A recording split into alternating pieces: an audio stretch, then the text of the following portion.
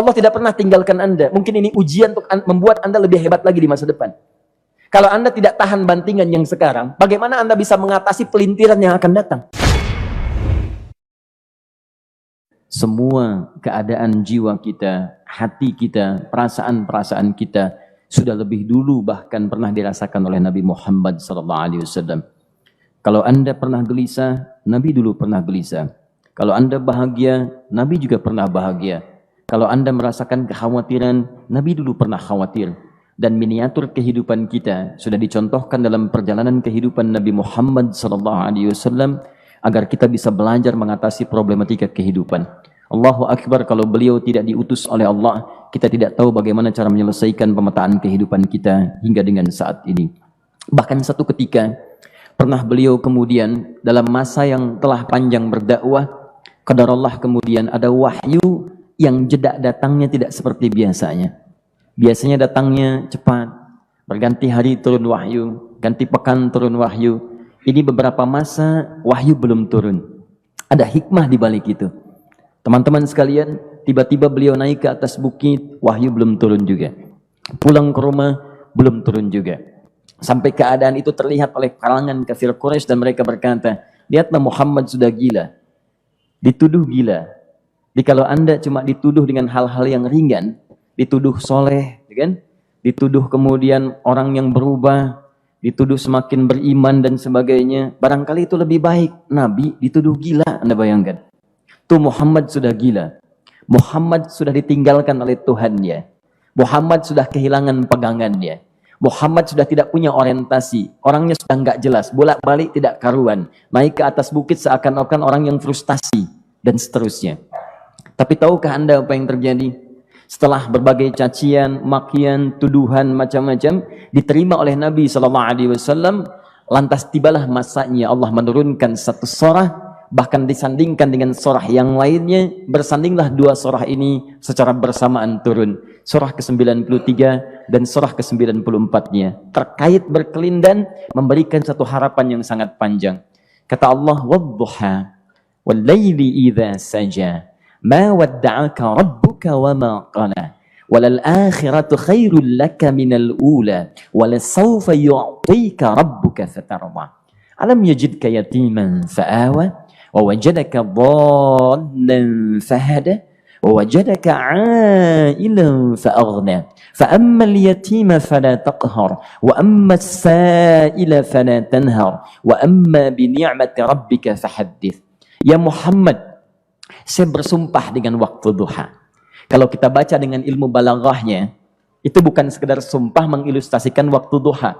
Karena di ilmu balaghah itu nanti ada 3 turunan ilmu. Ada disebut ilmu ma'ani, ilmu mencari kata-kata sehingga ungkapannya sesuai untuk disampaikan. Mana kata-kata yang tepat untuk disampaikan dalam konteks yang ingin dibicarakan. Itu ma'ani namanya. Kemudian setelahnya ada ilmu bayan, bagaimana mengemas kosakata yang bagus ini sehingga bisa disampaikan dengan jelas, orang tidak bingung menerimanya, paham maksudnya. Kemudian setelah itu kadang-kadang jelas kalimatnya, tapi kedengarannya tidak indah. Woi, rapatkan, woi, apa belum paham juga? Rapatkan saf. Memang jelas, tapi nggak ngenakin. Maka bagaimana caranya disampaikan dengan jelas, tapi hati kita terasa nyaman, memuji. Terasanya nyaman diserahkan kepada Allah, tapi ada kebahagiaan, disampaikan tidak terasa tergurui, diperintahkan serasanya diberikan jalan untuk mendapatkan kebaikan. Maka yang ketiga disebut dengan ilmu badi' namanya. Ilmu menghiasi kalimat yang disampaikan sehingga terasa dengan nikmat. Turunannya nanti ada majaz namanya. Mengambil sebuah kalimatnya untuk diposisikan pada kalimat yang nyaman disebut dengan kinayah turunannya. Maka teman-teman kata Allah, wadduha. Diterjemahkan demi waktu duha. Bukan sekedar waktu duha. Karena duha itu ada cahaya yang indah. Dirasakannya enak. Antum keluar waktu duha kan enak tuh. Berjemur. Kata orang Sunda moyan gitu kan. Datang. Bahkan sampai dianalisis ada vitamin D-nya bisa terasakan. Ya, kemudian setelah itu ada kenikmatan enak suasananya. Seakan-akan dunia milik sendiri. Yang lain numpang. Wah, nyaman keluar itu. Baik, jadi wadduha itu ingin bersumpah mengilustrasikan waktu kenyamanan yang pernah dilalui. Kalau dalam bahasa tafsir yang luasnya, saya bersumpah Muhammad, demi segala kenikmatan yang pernah engkau rasakan dalam hidupmu, seperti engkau merasakan cahaya duha itu. Engkau pernah senang, saya bersumpah dengan kesenanganmu. Engkau pernah tenang, saya bersumpah dengan ketenanganmu. Engkau pernah nyaman, saya bersumpah dengan kenyamanan yang pernah engkau rasakan. Walaili idza saja. Dan aku pun bersumpah demi gelapnya malam. Demikian terjemahannya. Bukan sekedar gelapnya malam. Saja itu sesuatu yang pekat. Ya, ini belakang kelihatan agak gelap nih. Untuk memberikan proyek. Kesini aja Pak, saya cuma ngasih contoh. Contoh. Saya bukan mengeluh, bukan. Ingin memberi contoh. Ya, contoh pada ilustrasi yang mau saya sampaikan. Nggak apa-apa, biarkan saja. Saya mau contoh kasih kata saja. Ya, ini belakang agak gelap untuk memproyeksikan cahaya ke sini. Tapi yang mau saya sampaikan, kalau gelapnya begitu pekat, semua cahaya ini nggak ada. Cahaya nggak ada nih. Sama sekali tidak kelihatan.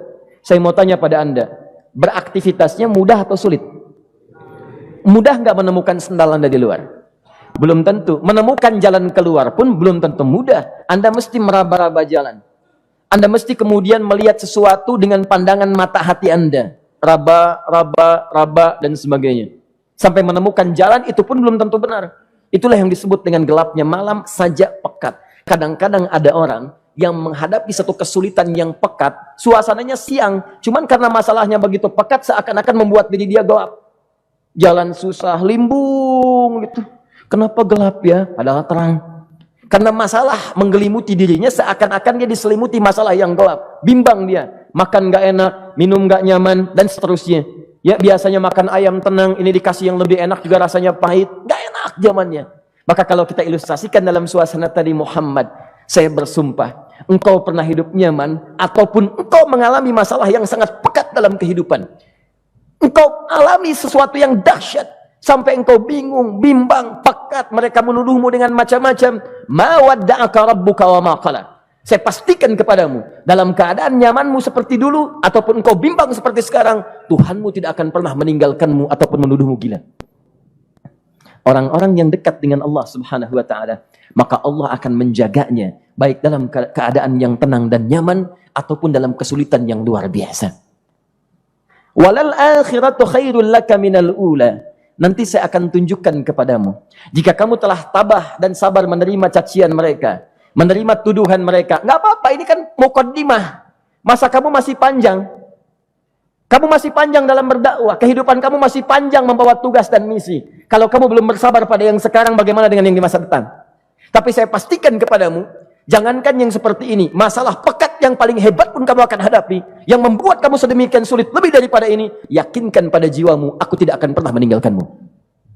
Ini prinsip dalam kehidupan kita. Jika Anda menggantungkan hidup kepada Allah, Anda bersandar dengan baik kepada Allah, maka ayat ini akan mengatakan, teman-teman sekalian, Allah tidak akan pernah meninggalkan Anda dalam setiap kehidupan Anda.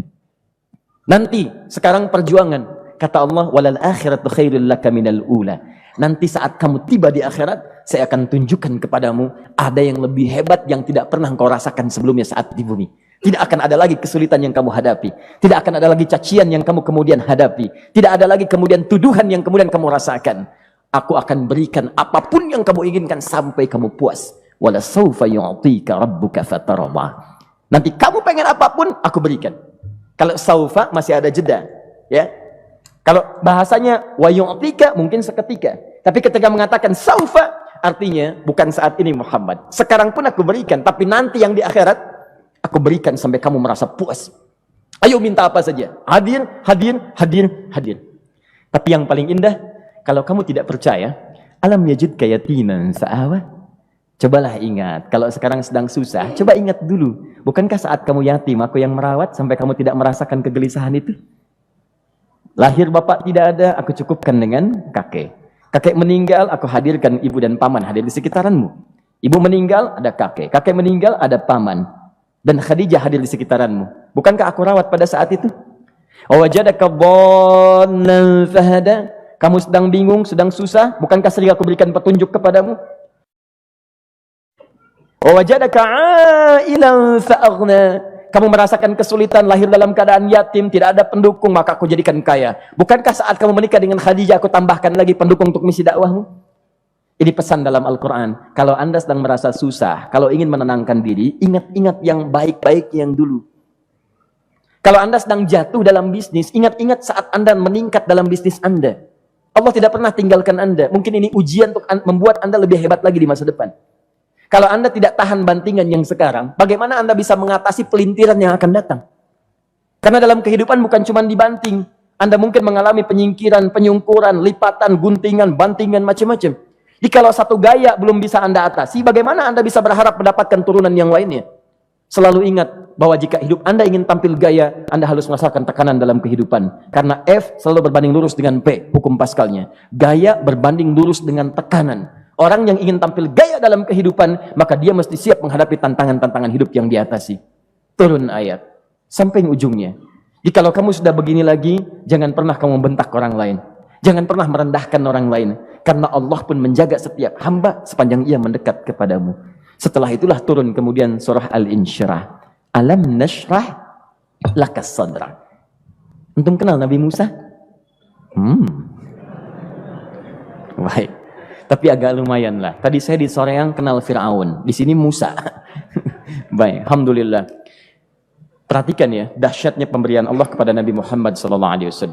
Nabi Musa alaihi salam, dan sering kali kita bacakan untuk memohon kepada Allah. Rabbi syrahli sadri. Perhatikan baik-baik. Ini keunggulan Nabi Muhammad SAW dibanding Nabi Musa alaihissalam.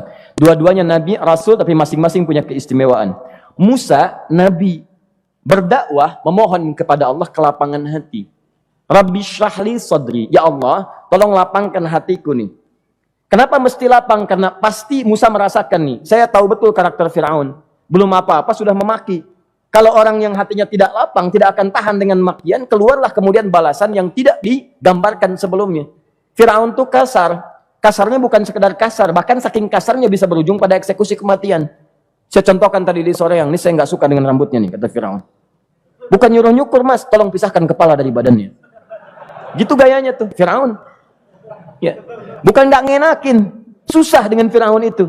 Jadi kalau belum apa-apa datang Musa ke situ, hatinya tidak seluas samudra, hatinya tidak lapang, cuman seluas gelas, tidak akan sabar menerima cacian Fir'aun. Begitu datang dicaci, dasar anak gak tahu diri, gak tahu malu, sudah saya rawat begini. Ya Allah, saya bosan dengarnya, matiin aja sekarang. Musa Nabi berdoa dikabulkan. Cuman kalau Fir'aun kemudian ajalnya misal wafat pada saat itu, tidak akan jadi contoh kepada kita untuk kekinian. Bagaimana orang yang bebal untuk bertobat kepada Allah Subhanahu wa ta'ala. Bagaimana penyimpangan dalam kedudukan. Bagaimana dia kemudian akrab dengan pengusaha yang gelap. Di pengusaha gelap berpartner dengan penguasa zalim. Sudah ada dari dulu. Pengusahanya disebut dengan Qarun.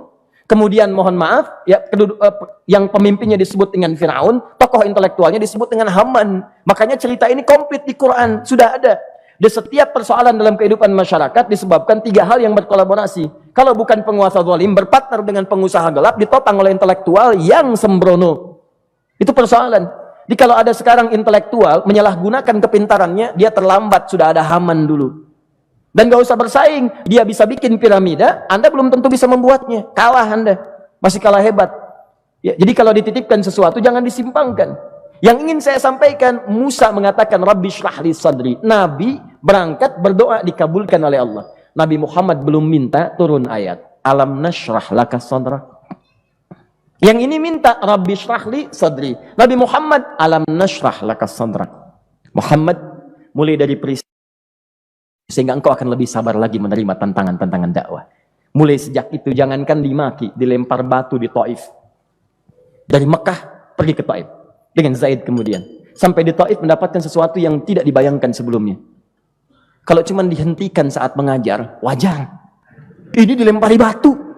Anda bayangkan? Bisa kebayang nggak? Lempari batu tuh. Dilempar. Zaid jadi tameng, berdarah-darah, kemudian mundur. Mundur, beristirahat di bawah tepian pohon. Begitu beristirahat, datang malaikat penjaga dua gunung. Turun malaikat dengan kesal mengatakan, Ya Rasulullah, mud yadaika ilas sama. Ya Rasulullah, angkat tanganmu ke langit, minta kepada Allah, aku angkat dua bukit di Taif, aku himpit keduanya mereka. Aku himpit penduduk Taif dengan dua bukit itu. Apa jawab Nabi? Karena sudah mendapatkan kelapangan, ketenangan, belajar dari peristiwa-peristiwa tadi, indah jawabannya. Lah, katanya, tolong jangan lakukan. Innahum qaumun la ya'lamun. Mereka belum paham saja. Mereka belum mengerti. Tolong jangan lakukan. Aku bermohon kepada Allah. Boleh jadi nanti di masa depan akan ada hamba-hamba terbaik yang lahir dari bumi Taif ini. Kemudian beliau berkata, Rabbi, ina man takilluni. A ila qaribin yu'limuni am ila ba'idin yu'dhini fa ana radin ma lam taghdab ilayya. Ya Allah, kemana lagi engkau akan utus aku untuk berdakwah setelah peristiwa ini? Apakah tempatnya lebih dekat aku jangkau sekarang, tapi di situ aku akan disakiti lagi? Ataukah jaraknya masih jauh, tapi di tempat itu aku akan dizalimi lagi? Aku ridha ya Allah dengan itu semua, asalkan engkau tidak marah kepadaku. Asalkan engkau tidak marah kepadaku. La haula wala quwata illa billahil aliyil azim. Begitu kelapangan itu muncul, ridha dengan ketetapan dan siap, tabah, kuat, hadir dalam jiwanya. Tiba-tiba turun undangan, tunaikan Isra dan Mi'raj. Diangkat statusnya, naik mendekat kepada Allah Subhanahu wa taala. Dihilangkan bebannya, wa wada'na anka wizrak alladzi anqadha dhahrak. Itu hikmah, teman-teman. Barangkali kalau antum saat ini datang ke masjid ini untuk kajian, sedang bawa beban, ada kesulitan, penuh dengan macam-macam, barangkali dibacakan surat Ad-Duha tadi untuk memberikan harapan kepada Anda. Ini bukan PHP, karena ini bukan masalah urusan manusia. Ini adalah janji yang tidak akan pernah diingkari. Innallaha la yukhliful mi'ad. Kata Allah, Anda punya masalah, ingat suasana tenang pada masa lalu. Bukankah saya memberikan ketenangan kepadamu? Mendekat kepada saya, Anda bersabar, yakinkan bahwa ujian yang saya berikan saat ini sesungguhnya untuk membuat kamu lebih hebat di masa depan. Karena orang hebat tidak akan pernah sepi dari ujian untuk membuat dia lebih kuat menghadapi tantangan dalam kehidupan.